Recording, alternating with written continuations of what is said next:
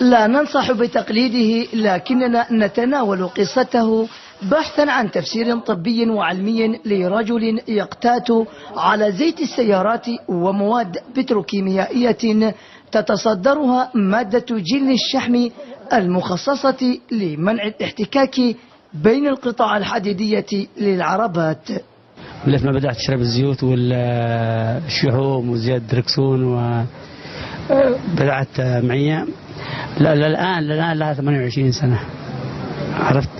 بس أنا لازم أشرب منها الحين، أصبحت إيش يعني ما أقدر أشتغل لها فيها. اختار محمد عمر القادم من اليمن مركز صيانة سيارات في مكة المكرمة كمقر للعمل ومكان يوفر له لقمة العيش بالمعنى الحرفي للكلمة. بالنسبة لحالة بن عمر ديت حالة عادية جدا، ليست خارقة للطب ولا خارقة للعادات.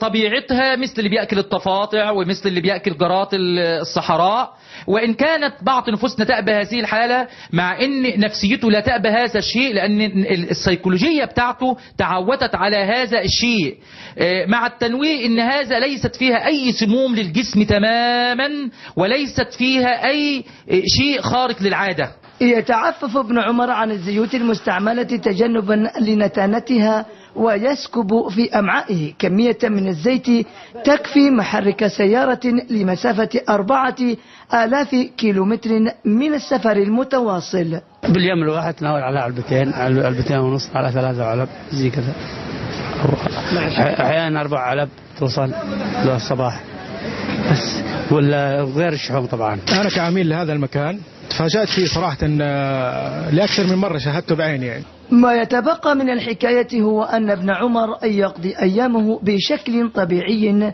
ينام كما ننام، يعمل بجد، لكن لا نعتقد أن الجوع يمثل معاناة له، طالما أنه يعمل وهو محاط بجدران من علب الزيت المتنوعة وأكوام من جل التشحيم.